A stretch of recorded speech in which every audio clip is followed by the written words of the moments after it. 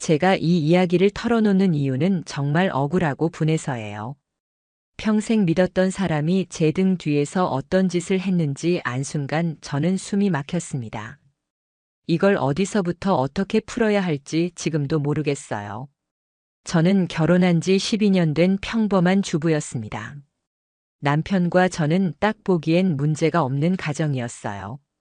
물론 살다 보면 다툼도 있고 서운한 것도 있었지만 저는 그게 부부라고 생각했어요. 남편은 성실한 사람이었고 가장의 책임도 다하는 사람이었습니다. 그 사람은 주말마다 골프를 치러 간다고 했어요. 평소에도 골프를 좋아했거든요. 그래서 처음에는 그걸 전혀 의심하지 않았어요. 오히려 혼자라도 취미를 즐기면 스트레스 풀리겠지 싶었죠. 남편은 늘 골프채를 챙기고 옷차림도 골프복으로 딱 맞춰 입고 나갔어요. 저한테는 항상 골프 치고 올게 이렇게 말했죠. 그렇게 주말마다 꼬박꼬박 나가더라고요. 그런데 이상한 건 있었어요. 골프를 치고 왔다는데 옷에선 땀이 거의 안 나 있었고 손에도 골프장 특유의 잔디 냄새나 흙먼지 같은 게 전혀 없더라고요. 처음엔 그냥 가벼운 연습만 하고 왔나 했죠. 근데 어느 날 남편이 주말 내내 골프 갔다가 돌아왔는데 이상한 향수 냄새가 나는 거예요. 제가 물었어요. 당신 뭐야? 왜 향수 냄새가 나? 남편은 웃으면서 이렇게 말했어요. 골프장에 어떤 아줌마가 향수를 엄청 뿌리고 왔더라. 옆에서 스윙 연습하는데 그 냄새가 다 뵐 수밖에. 그때 저는 속으론 찜찜했지만 별말 안 했어요. 제가 너무 예민한 걸 수도 있으니까요. 그렇게 몇 달이 지났어요. 그런데 남편의 골프 빈도가 더 잦아졌습니다. 처음엔 주말 하루였는데 어느 순간 주말 이틀 내내 나가더군요. 심지어 가끔 평일에도 갑자기 쉬는 날이라며 골프를 가겠다고 했어요. 저는 이상해서 슬쩍 물었어요. 그렇게 자주 가는 골프장이 어딘데? 남편은 특정 지역의 이름을 댔어요. 그런데 그 이름이 어딘가 낯설었어요. 그래서 저는 검색을 해봤습니다. 그런데 희한하게도 남편이 말한 지역엔 유명한 골프장이 없었어요. 그냥 펜션 단지와 캠핑장이 있는 곳이었죠. 그때부터 제 의심은 확신으로 바뀌었어요. 저는 몰래 남편의 자동차 블랙박스를 확인했어요. 녹음 기능이 꺼져 있었지만 위치 정보는 남아 있었더라고요. 매번 같은 펜션 단지 근처에 도착한 기록이 찍혀 있었습니다. 저는 이게 뭐지 싶었어요. 골프장이라더니 왜 펜션 근처를 맴돌까? 결국 저는 참다 못해 그 주말에 몰래 뒤따라갔어요. 남편이 출발하고 저는 택시를 타고 그곳까지 갔습니다. 그리고 그곳에서 저는 제 두 눈으로 믿을 수 없는 장면을 봤어요. 남편이 어떤 여자를 차에서 내려주고 둘이 함께 펜션 안으로 들어가더군요. 그 여자는 제가 한 번도 본 적 없는 여자였어요. 제 또래쯤 되는 듯한데 옷차림이 아주 화려하고 세련됐더라고요. 저는 손이 떨렸어요. 어떻게 저럴 수 있나 싶었죠. 남편이 나한테는 골프 간다며 나와 아이를 집에 두고 저렇게 여자를 만나러 온 겁니다. 그 펜션 앞에 서 있으니 속이 뒤집어지는 것 같았어요. 저는 당장 문을 박차고 들어가고 싶었지만 일단 참았어요. 증거부터 잡아야 했으니까요. 그래서 저는 몰래 사진을 찍었어요. 둘이 손을 잡고 펜션 안으로 들어가는 모습, 그리고 펜션 주위를 둘이서 산책하는 모습까지요. 그리고 펜션 근처를 돌아보다가 더 기막힌 사실을 알게 됐어요. 그 펜션이 남편 명의였던 겁니다. 현지 부동산에 들러서 슬쩍 물어보니 남편이 맞다고 하더군요. 저는 그 자리에서 머리가 하얘졌어요. 남편이 골프를 치러 간다고 하더니 그건 다 거짓말이었어요. 사실은 본인 명의로 된 펜션을 운영하면서 그곳에서 상간녀와 함께 살다시피 한 거였어요. 저는 분노가 치밀어서 참을 수가 없었어요. 당장 남편에게 전화를 걸었어요. 당신 어디야? 남편은 골프장에서 막 끝났다고 하더군요. 저는 비웃음이 나왔어요. 그래서 말했어요. 그래, 골프장이야? 그럼 펜션은 뭐야? 너 이름으로 된 거 말이야. 그 말을 듣는 순간 남편이 아무 말도 못하더군요. 저는 그 자리에서 이렇게 말했어요. 너 이제 끝났어. 집에 오지 마. 내가 다 알아냈으니까. 그리고 바로 전화를 끊었습니다. 그 순간에도 손이 떨리고 속이 미쳐버릴 것 같았어요. 내가 얼마나 바보였나. 매주 골프 간다는 말에 속아 집에서 밥하고 빨래하며 기다린 제가 너무 한심했어요. 저는 그날 밤을 꼬박 새웠어요. 머릿속에 수없이 많은 생각이 떠올랐어요. 남편이 도대체 언제부터 그런 짓을 해왔을까? 그 펜션은 언제부터 있었던 걸까? 나는 왜 그동안 이걸 몰랐을까? 제 자신이 너무 바보 같았고 분하고 억울했어요. 그래서 저는 다음 날 바로 변호사를 찾아갔어요. 모든 걸 이야기했죠. 펜션 명의가 남편 이름이라는 것. 상간녀와 함께 펜션에서 지내고 있었다는 것. 저는 상간녀 소송을 하고 싶다고 했습니다.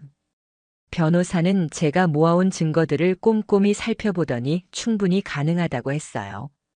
펜션 등기부등본과 사진, 블랙박스 위치 기록까지 다 모았거든요. 그런데요.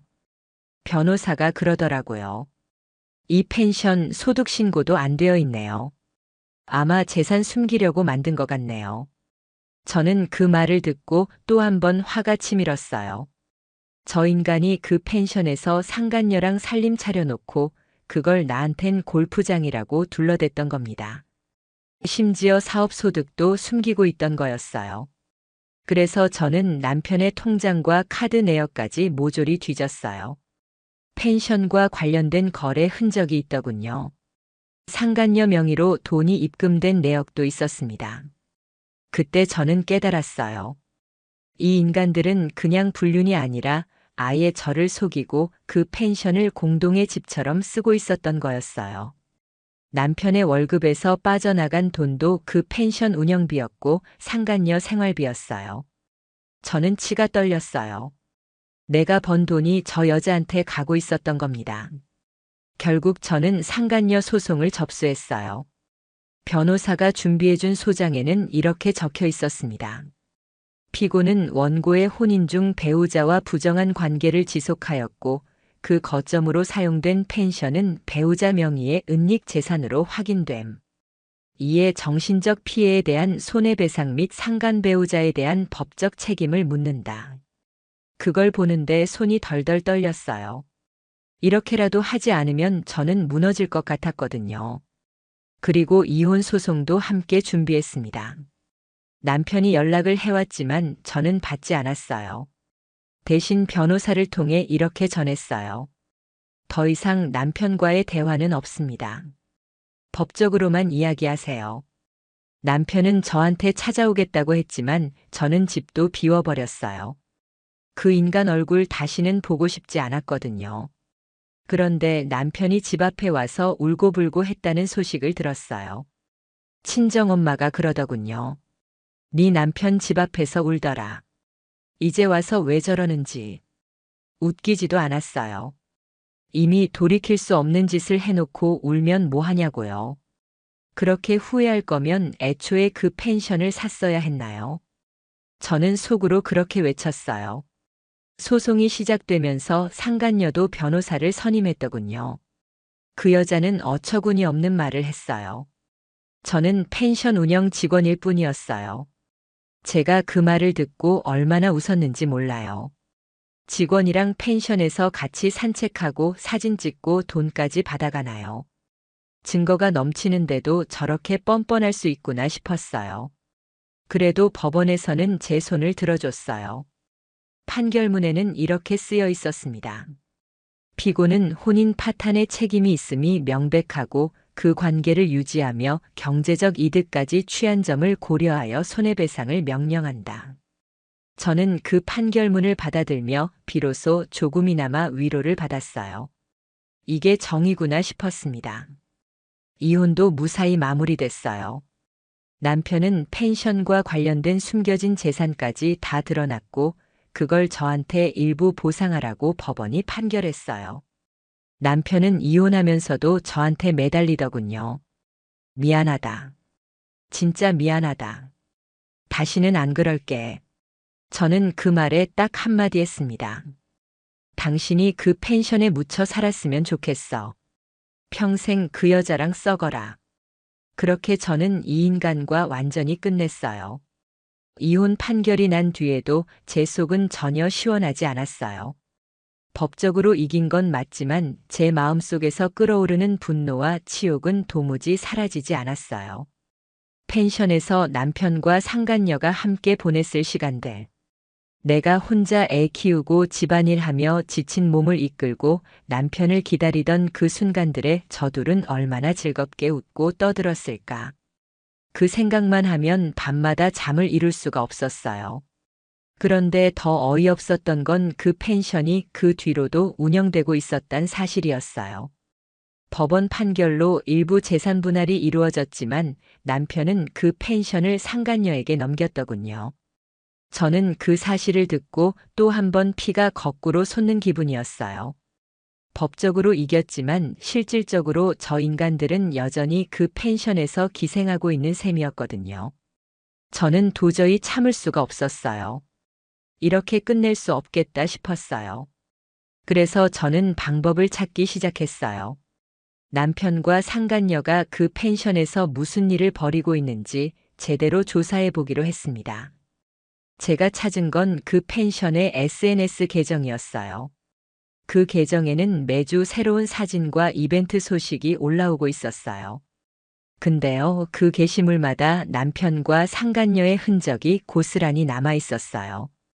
사진 배경에 비친 둘의 그림자 찍힌 각도, 그리고 사용된 문구들까지. 아무것도 모르는 사람들은 그냥 좋은 펜션이라 생각했겠지만 저는 아니었어요.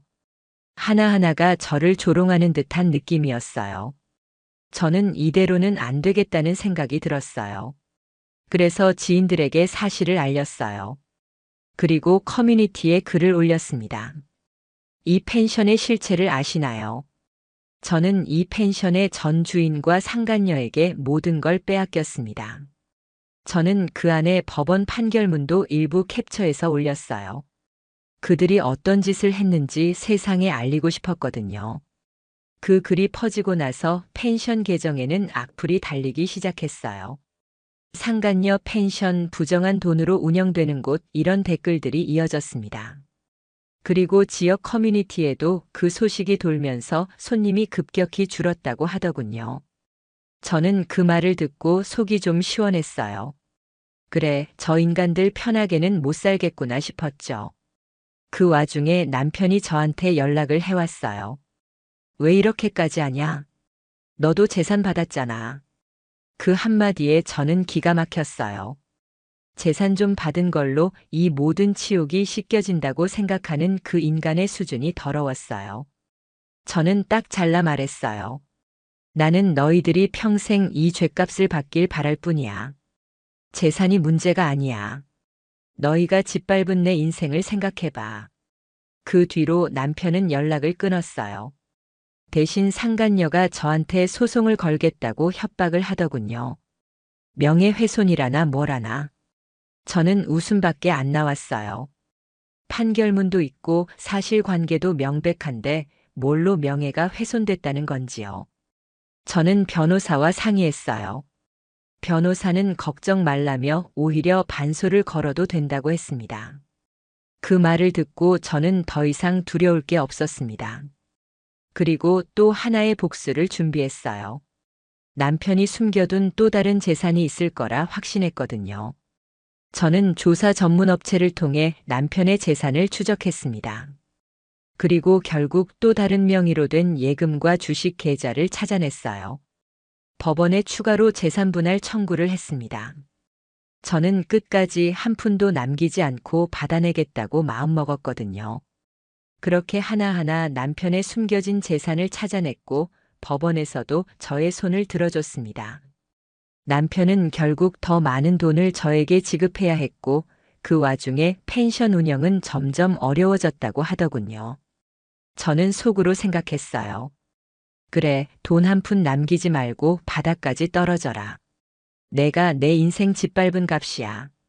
그런데요, 이상하게도 저는 아무리 돈을 받아도 허전했어요. 마음 한구석이 비어 있었어요. 내가 왜 이런 인간 때문에 이렇게 지쳐야 하나 싶었어요. 그래서 저는 상담도 받기 시작했어요. 누군가에게 내 마음을 털어놓고 나니 그제야 조금은 숨통이 트이더군요. 저는 이제라도 내 삶을 다시 살아야겠다고 결심했어요. 그렇게 하나하나 복수를 해나가며 저는 숨통이 조금씩 트이긴 했지만 여전히 머릿속에서 지워지지 않는 장면들이 있었어요. 남편과 그 여자가 손잡고 펜션 안으로 들어가던 모습. 그 둘이 그곳에서 얼마나 행복하게 지냈을지 생각하면 이가 갈렸어요.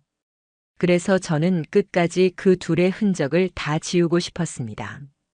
단순히 돈 몇 푼 받는 걸로는 제 감정을 절대 다 갚을 수 없었거든요. 그러던 중 펜션에서 큰 사고가 터졌다는 소식을 듣게 됐어요. 펜션에서 투숙객과의 분쟁이 생겼고 그게 지역 커뮤니티에 대서특필됐더라고요. 위생 문제, 서비스 문제, 그 펜션 주인의 불성실한 태도까지 모조리 까발려졌더군요. 저는 그 글을 보며 속으로 이렇게 외쳤어요. 그래, 결국 다 드러나는구나. 내들이 뿌린 씨앗이 이렇게 돌아오는 거야. 저는 그걸 보고 가만히 있을 수 없었어요. 추가적인 정보를 지역 카페에 더 흘렸어요. 이 펜션의 진짜 배경, 상간녀와의 불륜, 남편의 배신 이런 걸 아주 자세하게 설명했어요. 그 글은 삽시간에 퍼졌어요. 지역 방송국에서도 그 사건을 다뤘고 결국 펜션은 폐업 수순을 밟게 됐어요. 저는 그 소식을 듣고 드디어 끝났다는 기분이 들었어요. 그렇게 나를 짓밟고 부정으로 세운 것들은 결국 무너진다는 걸 저는 제 눈으로 봤으니까요. 그리고 저는 판결문을 다시 꺼내 읽었습니다. 법원에서는 이렇게 명시했어요. 혼인 중 배우자의 불법 행위로 인해 정신적 고통을 받았으며 이에 따라 상간녀는 원고에게 손해배상을 지급할 책임이 있다. 또한 피고의 은닉 재산이 확인되어 추가 재산 분할을 명함.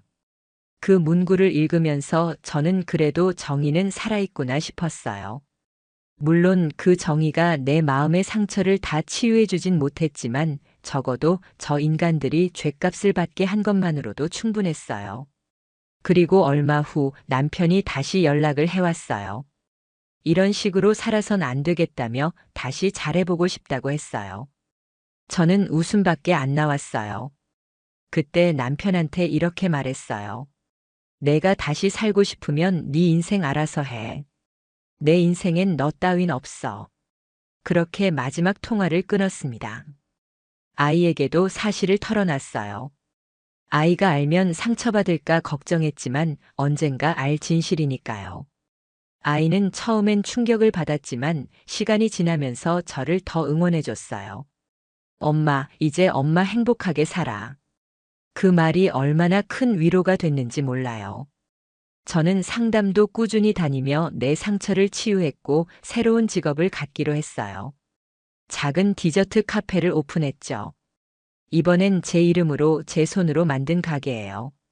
손님이 하나둘 늘어날 때마다 저는 이렇게 생각했어요. 이게 진짜 내 힘으로 얻은 행복이구나.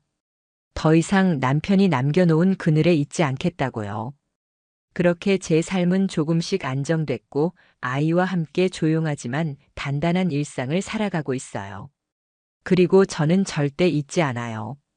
내 인생을 망치려 했던 사람들은 결국 무너졌고 나는 다시 일어섰다는 걸요. 그래서 오늘도 저는 더 열심히, 더 행복하게 살겠다고 다짐합니다. 저는 시간이 흘러도 절대 그때의 기억을 잊지 못할 거예요. 사람이 사람을 이렇게까지 속일 수 있구나. 내가 믿었던 내 남편이었는데 결국 저한테 남은 건 배신과 분노뿐이었어요.